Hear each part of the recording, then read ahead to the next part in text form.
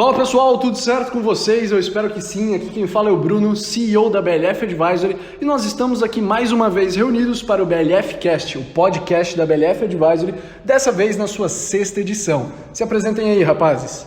Fala rapaziada, tudo certo? Aqui quem fala é o Almir, sócio fundador da BLF Advisory. Estamos aí para mais um podcast juntos. Fala pessoal, aqui quem fala é o Mulder, coordenador de conteúdo da BLF Advisory. Estamos aí para mais um. Opa, e aí rapaziada, tudo certo? Aqui é o Thales, representante comercial da BLF Advisory. Então pessoal, o que nós vamos tratar hoje, né? Nós vamos falar sobre timing, tempo de resposta, tempo de reação, não, tempo de investimento, quando é hora de comprar ou vender determinado ativo, que de fato é uma dúvida cruel aí por diversos investidores iniciantes que sofrem de verdade não sabendo quando devem comprar ou vender um ativo, e é sobre isso que a gente vai falar hoje. Cara, mas acho que de início seria interessante talvez a gente comentar que o timing exato só vai acertar com um pouco de sorte. É muito difícil tu acertar a compra na mínima ou a venda na máxima. Claro que você consegue, por meio aí de estimativas, ponderar e conseguir uma máxima boa para venda ou uma mínima boa para compra, né? Mas acertar o timing perfeito só com uma bola de cristal, eu acho. É isso que o Almir falou, né? Já dá um breve spoiler do tema de hoje, né? Do cerne da nossa conversa de hoje, que gira muito em torno aí de comprar na baixa e vender na alta, tá? A maioria dos investidores faz exatamente o contrário, mas o que isso quer dizer, comprar na baixa e vender na alta? Você compra quando todos estão vendendo e você vende quando todos estão comprando, ou seja, você vai ao contrário do que a manada está fazendo, né? Você vai de encontro à maioria dos outros investidores, porque óbvio, você quer comprar quando está mais barato e você quer vender quando está mais caro.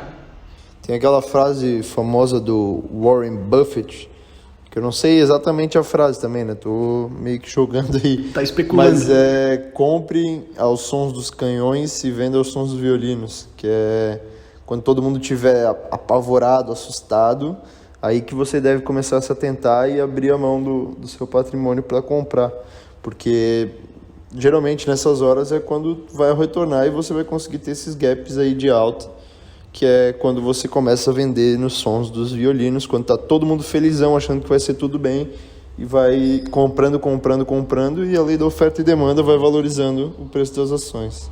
Complementando isso que o Almir falou, eu acho que essa frase ela é perfeita no sentido de que quando as ações estão subindo, né, todo mundo quer comprar, todo mundo quer investir, tá tudo certo, céu de brigadeiro, e aí acabam entrando de qualquer jeito e podem aí tomar uma surpresa logo na sequência com uma realização do mercado.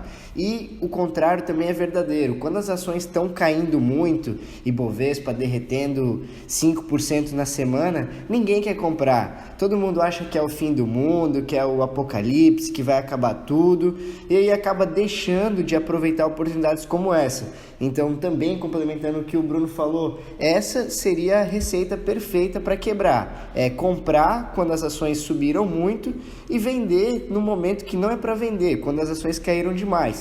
Então, o investidor pessoa física e o investidor com pouco conhecimento acaba aí se confundindo e vendendo na hora errada, comprando na hora errada. Claro, acertar o timing, acertar o cu da mosca, como dizem, é sempre muito difícil. Mas existem estratégias aí que podem ajudar o investidor a ter decisões aí mais assertivas. Eu acho interessante também a gente começar a... Vamos por etapas, né? Eu acho que a primeira coisa que você tem que fazer é comprar um ativo. Quais seriam os pontos chaves para tu decidir a hora de comprar um ativo ou qual ativo comprar, né?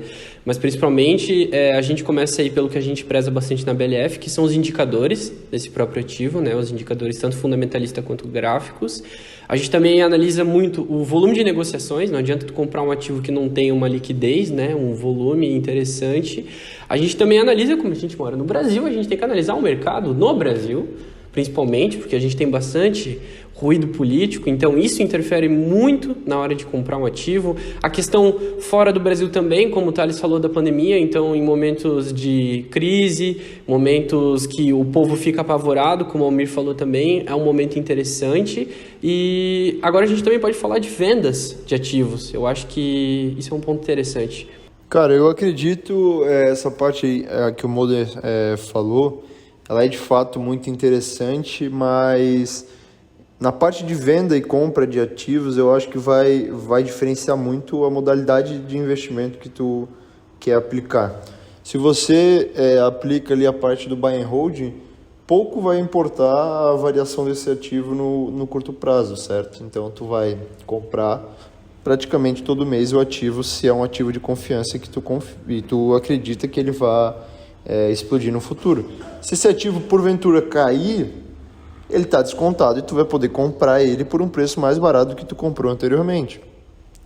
Então, e a hora de vender esse ativo, na minha visão, se você investe nessa modalidade, é a hora que ou esse ativo para de fazer sentido na tua carteira, ou que tu encontre uma oportunidade que seja mais vantajosa e tu queira vender esse ativo para investir nessa oportunidade. Isso que o Almir falou eu acho interessante, eu compactuo dessa mesma opinião. Eu acho que tudo é uma questão de traçar metas, traçar objetivos, saber a que preço tu quer comprar e saber a que preço tu vai querer vender esse ativo e traçar metas aí de longo prazo, metas de curto prazo, metas de médio prazo, enfim. Cada investidor tem o seu perfil e cada perfil pode se adequar ao longo do tempo. Não quer dizer que você definiu uma coisa que tem que seguir isso à risca o tempo todo. Não, mas seguir aí um padrão, vender quando não fizer mais sentido para você, ou porventura é um ativo que você considera interessante, mas teve uma alta aí de 100% em poucos meses. Cabe avaliar uma parcial, cabe avaliar reduzir essa sua exposição comprada nesse ativo, deixar só o lucro rodando. Então, na minha opinião, é uma questão aí de perspectiva, horizonte, traçar metas e ter isso bem determinado na sua cabeça logo quando você está botando o pé nessa compra.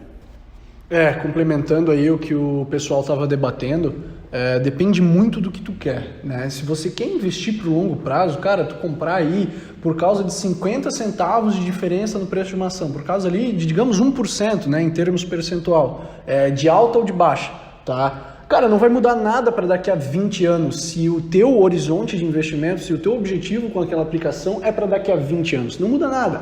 Agora, se você quer fazer aí um day trade, né, comprar e vender no mesmo dia, ou um swing trade de curto prazo, aí comprar hoje e vender daqui a uma semana, 2 semanas, por exemplo, cara, é totalmente diferente a análise que tu tem que fazer, né?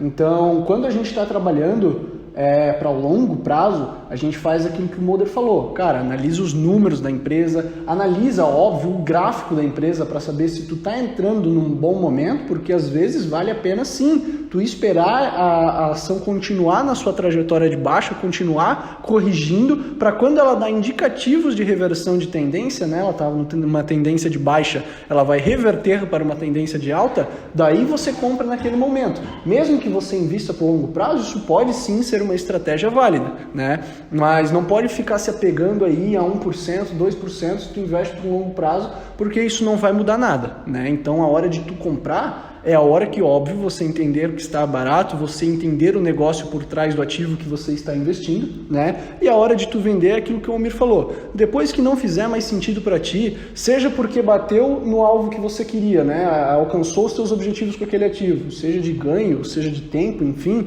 ou, enfim, qualquer outro motivo, né? A empresa não está mais dando resultado, o mercado está falando mal da empresa, o mercado está de saco cheio daquele negócio, né? Você se desfaz, tá? Mas basicamente é isso. Um ponto interessante que o Bruno falou e que eu queria entrar também é essa questão de tu bater o teu preço-alvo nela, né? O que a gente consegue tirar disso? Na minha opinião, o preço-alvo ele pode ter algumas interferências para tanto você definir ele quanto você falar, acho que não passa disso ou acho que vai abaixo disso que eu estimei.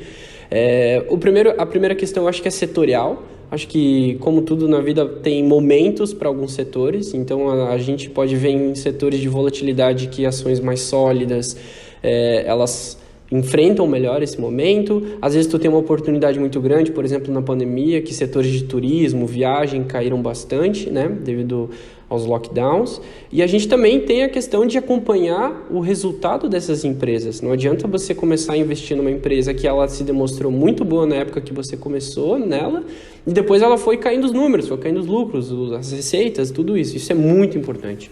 Eu concordo com o que o Mulder falou e acho que a conciliação perfeita seria entre a análise técnica e a análise fundamentalista. Então, nesses casos, para o investidor tomar decisões com maior convicção e com maior assertividade, ele conseguindo conectar a análise técnica, seja básica, de suporte e resistência, análise de tendências, fundos, topos, e conciliar a análise fundamentalista, análise de balanços, indicadores de liquidez, de rentabilidade, acompanhar o desenvolvimento da empresa.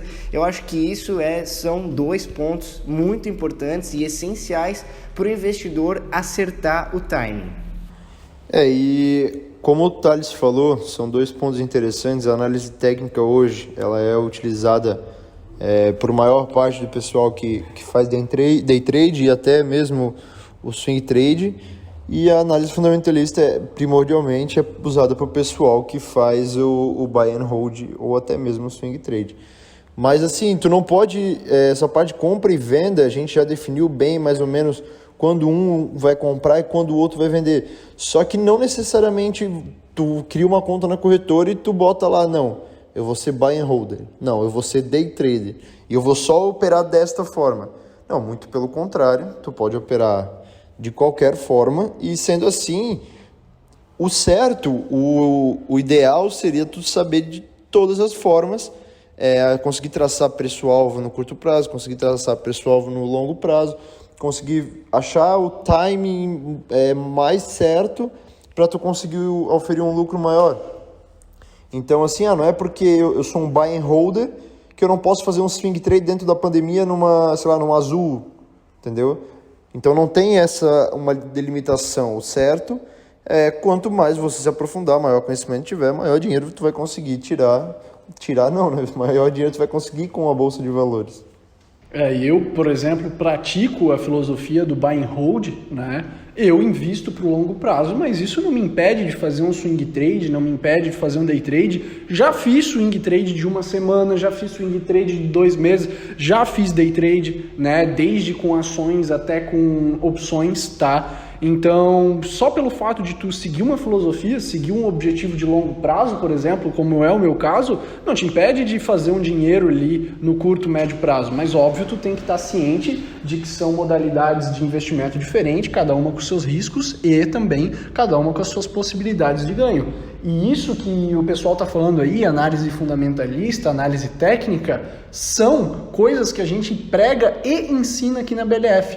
Os nossos alunos que fazem mentoria de análise fundamentalista, muitos deles pediram para fazer e fizeram a mentoria de análise técnica logo após, tá? A mentoria de análise fundamentalista faz aquilo que o Mulder falou, né? Análise de números, de balanços, de dados fundamentalistas de fato, de dados financeiros, né? E a mentoria técnica é análise gráfica, análise de timing, análise de tendência e tudo se complementa. Cara, esses dois produtos são de fato muito bons. Eu vou até pedir, primeiro eu vou falar da mentoria técnica, da análise técnica, que inclusive foi uma dica, na verdade uma dica de um dos nossos mentorados da Fundamentalista, que ele tinha o desejo de aprender mais sobre a análise técnica, e aí a gente decidiu por fazer uma mentoria de análise técnica que, consequentemente, está tendo bastante resultado e uns 70% do pessoal que faz a fundamentalista faz a técnica, mais ou menos uns 70%, né? E eu acho que, quanto a fundamentalista, talvez o Thales poderia dar uma visão melhor do que ele acha realmente do produto e se ele o que agregou para ele, porque o Thales, hoje ele é nosso colaborador, mas ele já foi nosso aluno. Então, acho que ele poderia dar uma visão da hora, assim, sobre.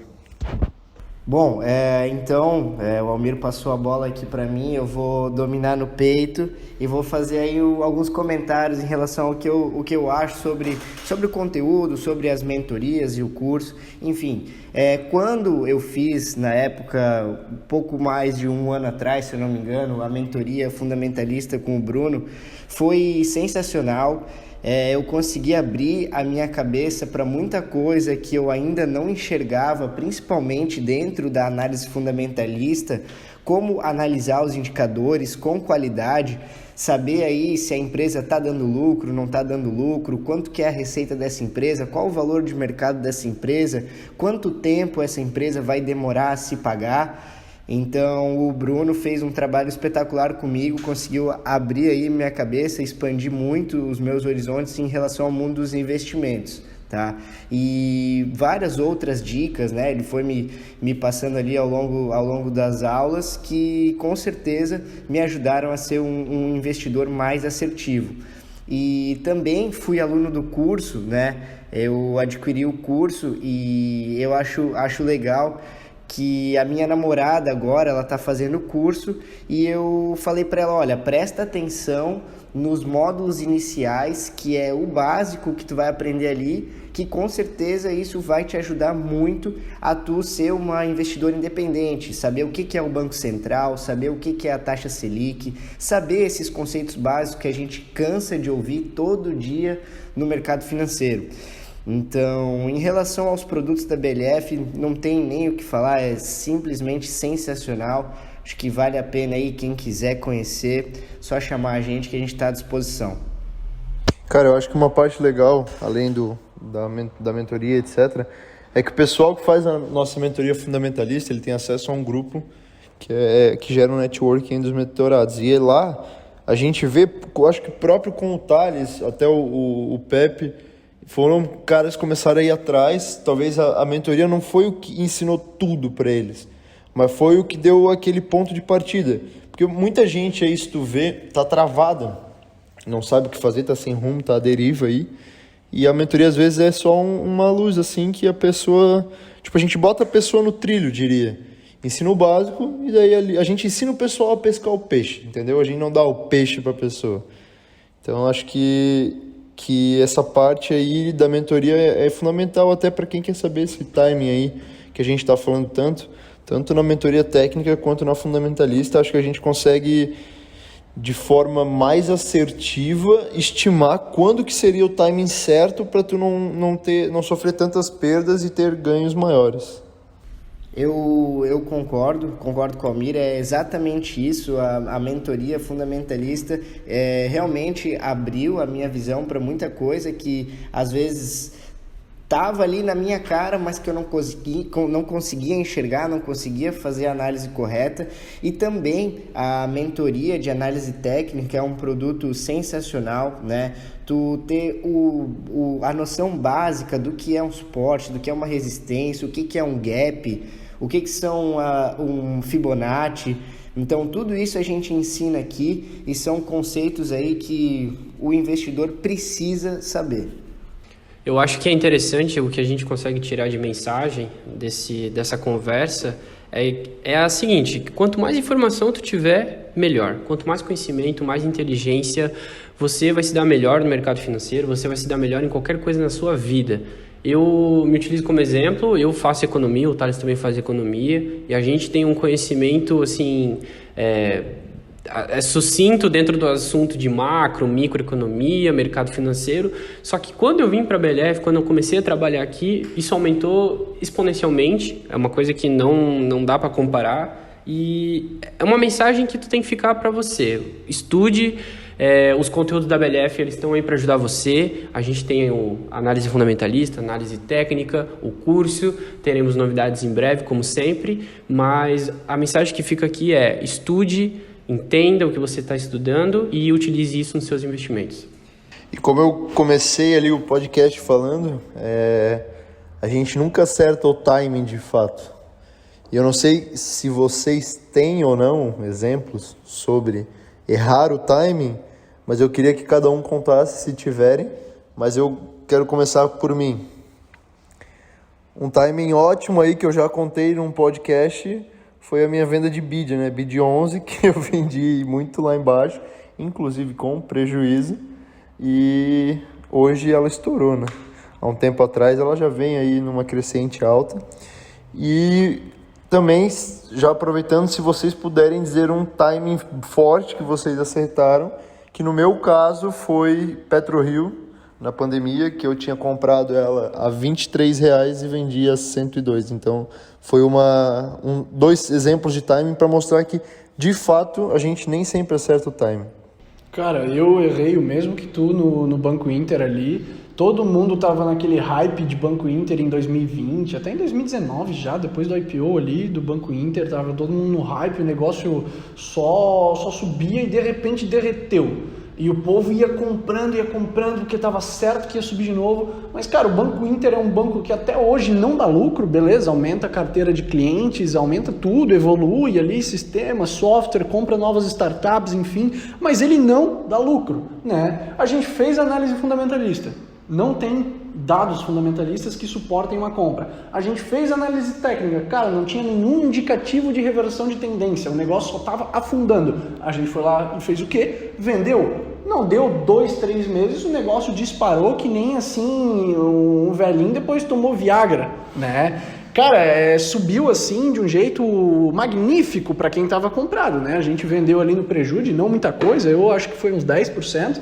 Mas, cara, acontece, subiu por quê? Muito influenciador falando bem do negócio, né? Até hoje tem gente que fala bem e ele ainda não dá lucro. É necessariamente uma empresa ruim? Não é, né? Pode ser boa daqui a 20, 30 anos, se daqui a pouco eles conseguirem monetizar essa carteira de clientes enorme que eles têm, mas por enquanto não é, né? Não tem nenhum retorno aí tangível, pelo menos no curto prazo, para o acionista em termos tangíveis, né? Mas o mercado aí compra Banco Inter, eu não entendo por quê, tá? Até entendo, né? Feito de manada, mas eu não compraria e não me arrependo de ter vendido, mesmo por ter perdido ali uma possível alta, uma possível chance de ganhar aí uns 100%, 150%, mas acontece, cara, não tem como acertar o cu da mosca toda a vida, que nem o Thales falou. Tá? Um acerto grande que eu tive foi também na pandemia, eu comprei via varejo, assim, a R$4, R$5, tá? Não me lembro exatamente, e vendi a 20, tá? Ela chegou a passar um pouquinho mais, não me lembro exatamente, ela chegou a 22, 23 e não demorou muito não, eu podia ter ganhado aí mais alguns bons porcentos,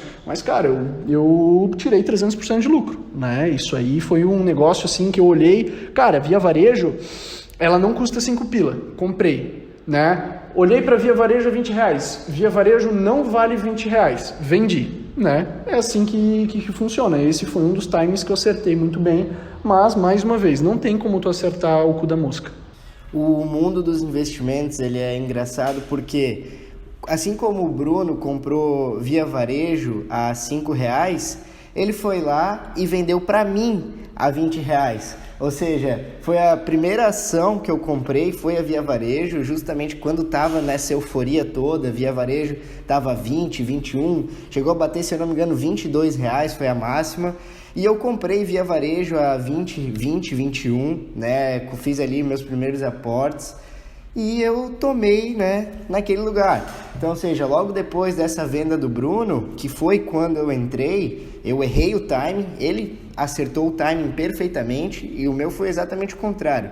Errei o timing, comprei via varejo a 20, via varejo descer para 19, 18, 17, até que chegou um momento que eu estava menos 16% ou menos 20% em via, e eu estopei a posição, né? Aí eu considero que eu fiz uma tomada de decisão inteligente. Porque se a gente pegar hoje, a Via Varejo está a R$10.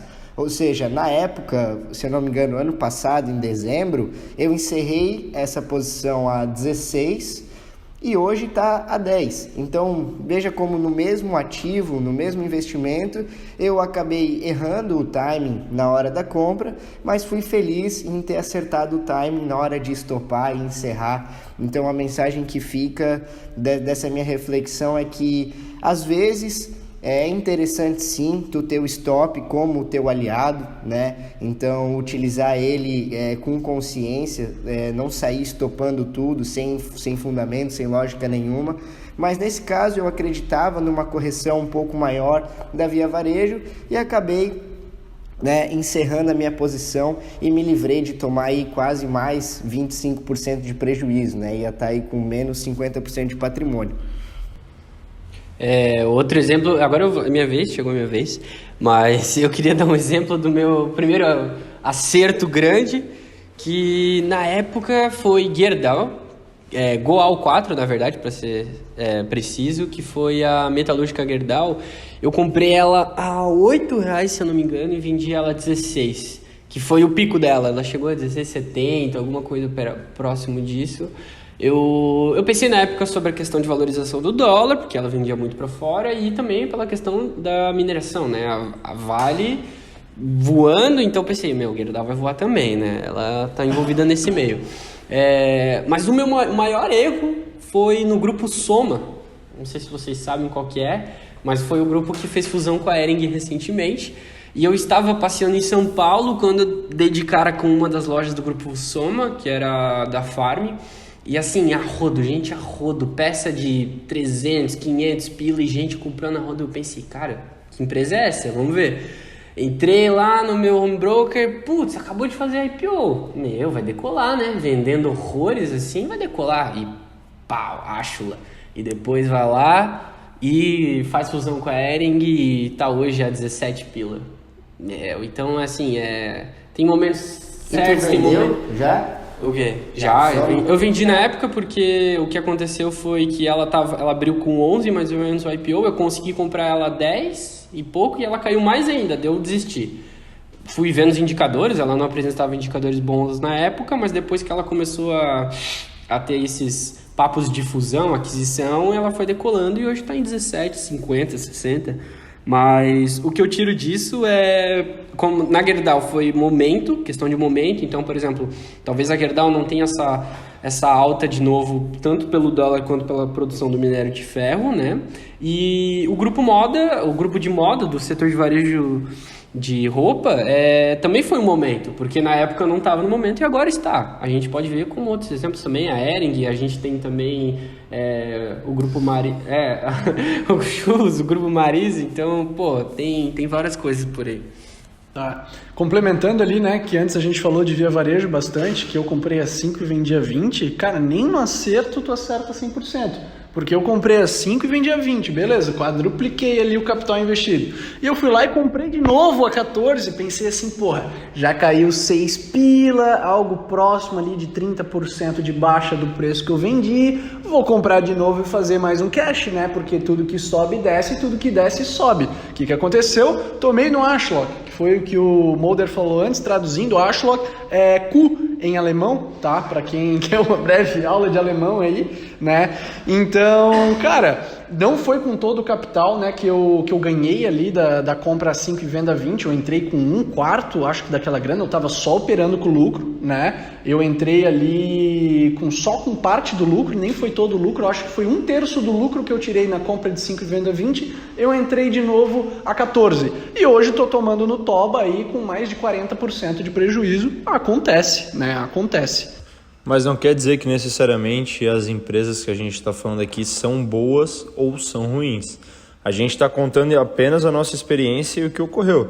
A própria Via do Varejo está mostrando várias coisas inovadoras a todos os meses, todos os balanços deles eles mostram diversas informações interessantes. A própria PetroRio, que eu acertei bem, ela estourou agora esse tempo aí, novamente em uma tendência de alta grande. O próprio Grupo Marise, que o Mulder falou, o Grupo Marise ele acabou depois tendo uma queda grande. Teve várias outras empresas aí que elas foram momentaneamente boas e depois viraram empresas ruins. Ou empresas ruins que depois viraram grandes empresas. Então é como a gente falou, estudar para a gente conseguir ter um range menor nesse timing e conseguir acertar o mais perto possível do cu da mosca. Tá, eu acho que é isso, né, pessoal? Se alguém quiser falar mais alguma coisa aí, manifeste-se, mas eu acho que a gente já conseguiu abranger bem aí o tópico que a gente queria sobre timing, sobre hora de comprar e vender, mas é óbvio, caso aí a nossa audiência tenha qualquer dúvida, estamos sempre à disposição, e se interessarem aí em alguns dos nossos produtos ou serviços, também aí estamos dispostos, estamos sempre à disposição para atendê-los, né? A gente vai ficando por aqui, essa foi a 6ª edição do BLF Cast, o podcast da BLF Advisory. Agradeço a todos aí pela audiência, lembrando que nós não somos analistas de valores imobiliários, qualquer referência ao desempenho passado ou potencial de um investimento não tampouco deve ser interpretada como uma recomendação ou garantia de resultado e lucro específico. Até a próxima, despidam-se aí, como é que fala isso? Valeu, rapaziada! Ihu! Valeu, pessoal. Até a próxima. Valeu aí, bons negócios. Tá, só para constar, eu sei falar assim, tá? É despeçam